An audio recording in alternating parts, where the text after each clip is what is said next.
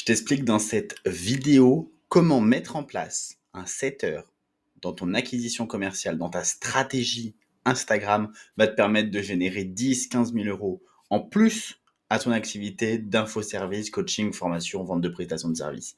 Je te dis ça dans cette vidéo, ça commence dès maintenant. À très vite.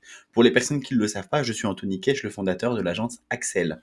Axel, on aide à attirer, qualifier, convertir des prospects pour nos clients. On travaille avec des infopreneurs, des consultants, des formateurs, bref, des personnes qui vendent des produits à plusieurs milliers d'euros et qui souhaitent au final se déléguer de cette tâche qui est de la vente, qui est notre zone de génie, pour eux se permettre d'être dans leur zone de génie. Tu dois comprendre avant tout, pour t'expliquer comment mettre en place un setter et comment avoir des résultats, je dois t'expliquer aussi concrètement qu'est-ce que c'est. Un setter, ça vient du terme appointment setter, qui est la personne qui crée des rendez-vous pour l'agenda des commerciaux. On est sur un mot qui est énormément utilisé pour les marchés infopreneuriales, coaching, etc., sur cette tendance de ces dernières années. Et c'est pour ça qu'on a aussi la grosse tendance du terme closer, soyons très honnête. Quoi que tu en dises, quoi que tu en penses, si tu vends des formations, si tu as payé des formations ou quoi que ce soit, un setter est une personne qui book des rendez-vous sur l'agenda du closer. Le closer est la personne qui gère les appels pour comprendre et mieux vendre les services, mieux apporter au final cette offre transformationnelle. Beaucoup parleront d'offres high ticket. Je déteste ce terme. Concrètement, je trouve qu'il veut rien dire. C'est des offres à plusieurs milliers d'euros. Pourquoi plusieurs milliers d'euros? C'est parce qu'on prend l'exemple d'un coach. Un énorme coach, un coach qui est très bon, ne va pas pouvoir gérer et apporter délivrer son expertise, son livrable à 75 000 clients, sinon au final il dilue son message et au final le message n'est pas réellement compris et donc il n'y a pas de résultat. On met en place un système de prix qui est élevé pour lui permettre d'apporter réellement une offre transformationnelle et accompagner ses clients de A à Z, donc d'un point zéro tout héros. Ça concrètement c'est le job de tous les commerciaux du monde. Et donc penser qu'un closer ou un setter c'est un nouveau job maintenant et que c'est la nouvelle tendance, la nouvelle formation, c'est du scam à 10 000%. L'ancien terme c'était prospecteur. Prospecteur, son objectif c'est de booker des rendez-vous. Tiens, un setter aussi. Et donc au final, les personnes qui te disent non mais un setter c'est totalement différent, ok, est-ce que cette personne a déjà été prospecteur? Moi dans mon cas je l'ai déjà été il y a plus de 10 ans. J'étais prospecteur téléphonique, voire un peu commercial. Je vendais du surgelé au téléphone à des grands-mères. Est-ce que c'était nul? Oui. Est-ce que tu prenais 200 appels par jour de prospection par personne? Oui, c'était compliqué, enfin c'était technique, c'était épuisant mentalement. Je l'ai fait et j'ai pas réinventé le métier. Ça s'est fait, ça existe et aujourd'hui ça existe et on parle du terme setter parce qu'il est niché sur Instagram ou sur les réseaux sociaux. Simplement, on coupe cette parenthèse.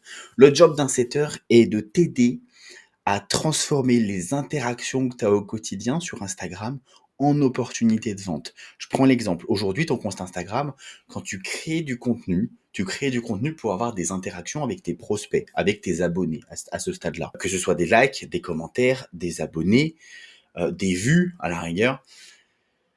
Si tu laisses passer tout ça, et si tu les laisses venir sur ton compte, picorer un petit peu, repartir, etc., au final, tu te crées une communauté, certes, mais une communauté de personnes qui vont beaucoup regarder. On se rend compte aussi que les personnes qui regardent, potentiellement, ils ont un intérêt à découvrir tes offres, découvrir tes services, découvrir ton expertise. Prenons l'exemple d'un cas fictif d'un coach sportif. Aujourd'hui, un coach sportif, il utilise Instagram, il partage des reels parce que c'est ultra viral, avec, par exemple, 5 exercices pour perdre du bidou. L'exemple très simple. Une fois que la personne, elle partage ce contenu-là, elle va avoir des interactions, des commentaires, des likes, des vues. Les vues, elle peut pas trop les traquer. Par contre, tiens, les likes, en fait, on peut savoir qui a liké, on peut savoir qui a commenté, et on peut savoir des fois qui a partagé si on a été identifié dessus. Tiens, ces personnes-là, si elles sont abonnées à toi ou non, il y a un réel intérêt parce que c'est un peu eux qui ont fait le premier pas vers toi. Ils se sont intéressés à ton offre, à ton produit avant même que tu leur proposes quoi que ce soit.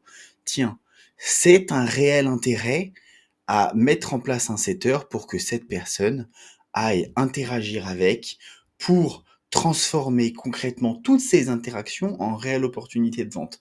Alors bien sûr, il y a un script, il y a des manières de contacter la personne, mais ça, on va voir tout ça ensemble. Concrètement, le problème, il est simple. Aujourd'hui, en tant que créateur de contenu ou chef d'entreprise, la zone de génie n'est pas d'être dans la relance, dans le setting, dans le follow-up, parce que derrière, faut peut-être leur parler, faut s'intéresser à eux, faut proposer des rendez-vous. S'ils te ghostent, tiens, faut les relancer. Et puis du coup, si tu as beaucoup de personnes, eh ben, il faut peut-être mettre en place un CRM. Et tu te rends compte que, waouh, bah, ton job est la gestion des conversations et la qualification des leads. Bah, sur Instagram, il peut rapidement devenir chronophage. Et surtout, il peut devenir énormément efficace. Et on se rend compte que beaucoup d'infopreneurs, bah, vu qu'en fait, ils ont la tête dans le guidon et ils sont en train de faire leur job, et ben, ils attendent que les gens leur envoient des messages et ils te disent, oui, mais j'ai mis un lien en bio. Donc, les gens qui sont intéressés, ils vont mettre le lien en bio. Et puis, parfois, je fais des stories et puis je partage 2, 3 trucs, etc. Ouais, en faisant ça, tu touches du monde. Mais je peux te l'assurer, et ça, je te parle d'un cas concret. J'ai mis en place du setting dans mon acquisition sur Instagram à l'époque où je l'utilisais, avant de lancer l'agence. Euh, j'ai mis en place cela en fin 2022. Et aujourd'hui, c'était efficace dans les 30 premiers jours. Et donc, si toi, tu le mets en place là maintenant, c'est d'autant plus bénéfique, surtout si tu as beaucoup de visibilité avec tes Reels. Moi, dans mon cas, j'en ai jamais eu beaucoup, et pour autant, ça m'a jamais empêché d'avoir des rendez-vous derrière, donc un job de setting qui est opérationnel, qui apporte des résultats concrètement. Aujourd'hui, beaucoup d'infopreneurs manquent l'opportunité de convertir leurs abonnés en clients, parce qu'ils savent pas trop où aller. Et donc, je t'invite dès aujourd'hui à voir cette vidéo, et si tu as un produit que tu vends à travers les réseaux sociaux, mets en place un setter. Délègue toute ton acquisition commerciale pour te permettre d'être dans 2 zones de génie. La création de contenu, parce que ça, c'est ton personal branding, c'est toi, et ça, il faut que ça reste toi. Et apporter ton livrable. Tout le reste, toute la stratégie commerciale, tu dois avoir la capacité de le déléguer une fois que tu fais tes 5-10 premiers 1 000 euros. Là, ce que tu vois concrètement, et c'est ce que j'ai envie de faire un peu sur cette chaîne YouTube, c'est apporter des vidéos concrètes, comme des formations.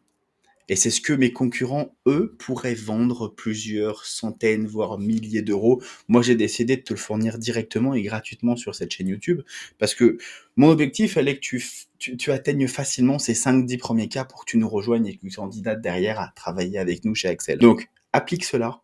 Si tu fais déjà tes 5-10 premiers cas, contacte-nous directement en cliquant sur le lien juste en dessous et candidate pour savoir si on peut t'aider, oui ou non. Une fois que je t'ai présenté en très bref qu'est-ce que le job d'un setter, quels sont aujourd'hui les résultats que tu peux attendre en mettant en place un setter. Déjà, je t'inviterai à mettre en place des systèmes pour bien choisir ton setter si tu es dans l'optique aujourd'hui de le gérer de ton côté. Il est essentiel de choisir quelqu'un qui comprend ta niche et qui comprend ton audience, qui comprend concrètement comment communiquer à ta cible, quoi lui dire, comment interagir avec cette personne. Une fois que tu as mis en place tout ce système, parce qu'il va falloir lui mettre en place des SOP, n'oublie pas que cette personne-là parle à travers ton compte Instagram.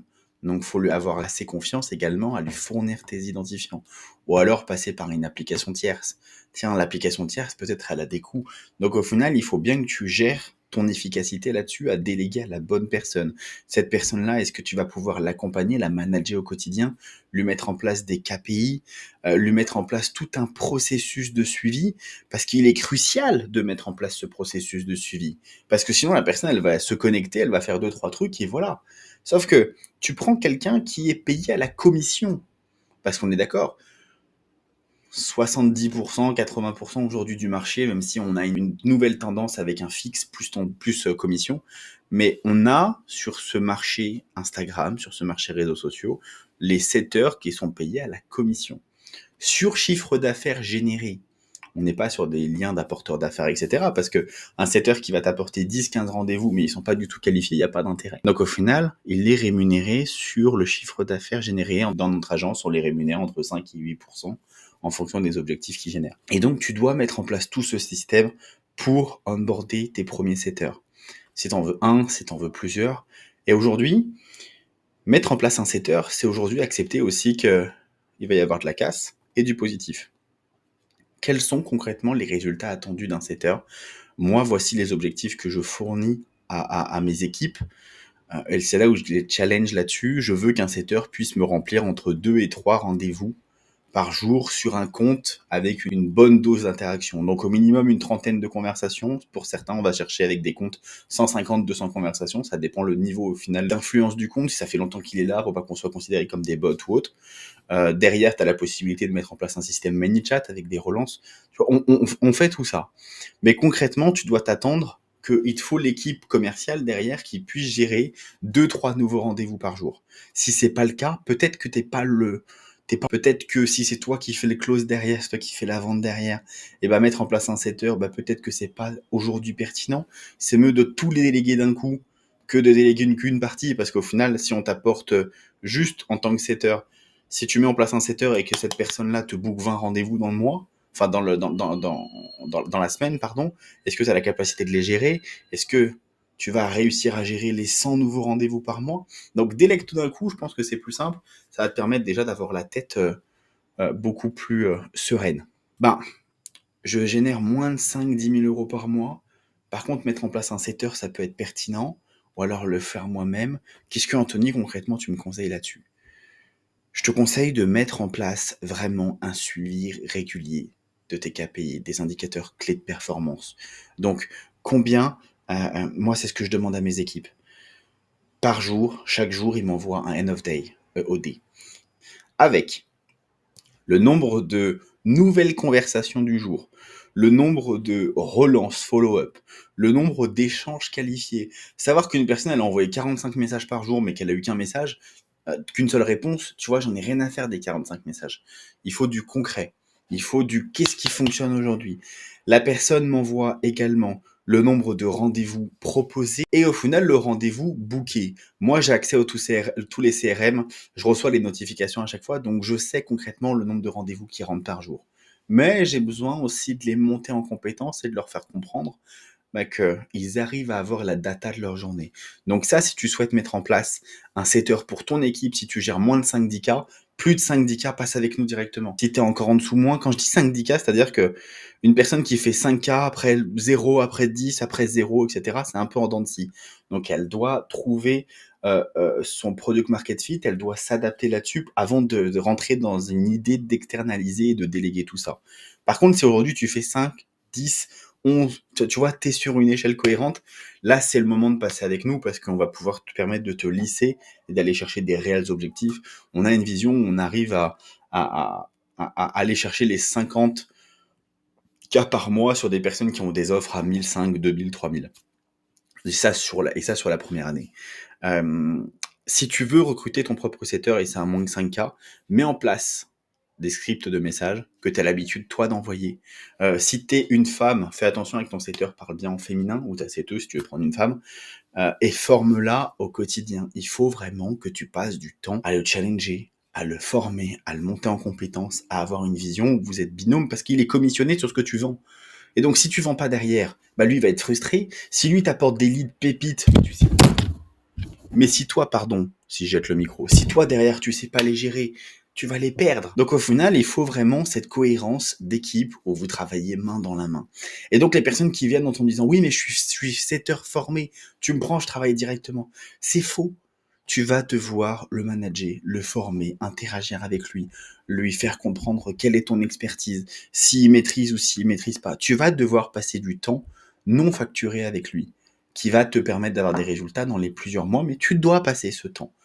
En conclusion, recruter un setter aujourd'hui est peut-être la meilleure chose que tu dois faire si tu es prestataire de services, infopreneur, formateur, coach, que tu arrives à vendre 1 ou 2 deals avec une offre à 1000, 1500, 2000 par mois et que tu es un peu paumé parce que tu souhaites aller à l'étape d'après. Tu as compris que ton job, il n'est pas d'être créateur de contenu, que tu es chef d'entreprise, mais donc du coup, tu dois créer du contenu, tu dois interagir avec tes prospects, tu dois faire la relance, tu dois faire les appels découvertes, les appels stratégiques, et puis tiens, tu dois aussi t'assurer que tu apportes une réelle expertise et tu fais une réelle délivrabilité, tu apportes un réel livrable à tes clients derrière. Parce que concrètement, une personne qui paye 2000 €, mais tu lui envoies un accès à une formation et il gère de son côté, je peux t'assurer que ça, aujourd'hui, les clients n'en veulent plus. Il y a quelques années, ils en voulaient. Il y a eu l'émergence du CPF. Ça a ruiné un peu tous les vendeurs cassos qui vendaient de l'information. Ça marche plus. Aujourd'hui, tu dois proposer un accompagnement et être disponible à tes clients. Et ça, pourquoi et comment tu dois le faire. Tu dois être accessible et tu dois pouvoir leur donner du temps et ton expertise du concret. Et donc, les avantages concrets d'en avoir un, c'est que ça va te permettre de gagner du temps sur ton acquisition, sur ta phase commerciale.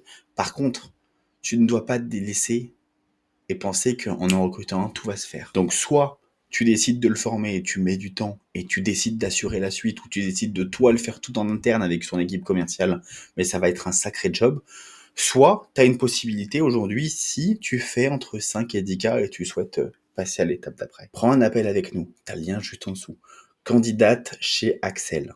Axel, c'est notre agence de développement commercial, une agence commerciale que j'ai lancée en début d'année, où on aide les infopreneurs à structurer tout leur système de vente, toute leur équipe de vente, et nous, on met en place nos experts pour piloter la stratégie qu'on a mis en place. Donc, on va mettre en place des experts commerciaux en acquisition, donc des setters, des prospecteurs, des personnes qui font du call call, peu importe la stratégie que tu as besoin, et on va mettre en place derrière nos équipes commerciales de conversion, des closers, des commerciaux, qui, eux, leur job, c'est d'accepter et d'encaisser l'argent. Bien sûr, derrière, tu vas t'assurer de ton livrable, d'apporter la réelle délivrabilité, l'offre transformationnelle à tes clients. Si c'est quelque chose qui te challenge, n'hésite pas à candidater juste en dessous et moi je te dis à très vite pour la prochaine vidéo sur cette chaîne YouTube. À très vite.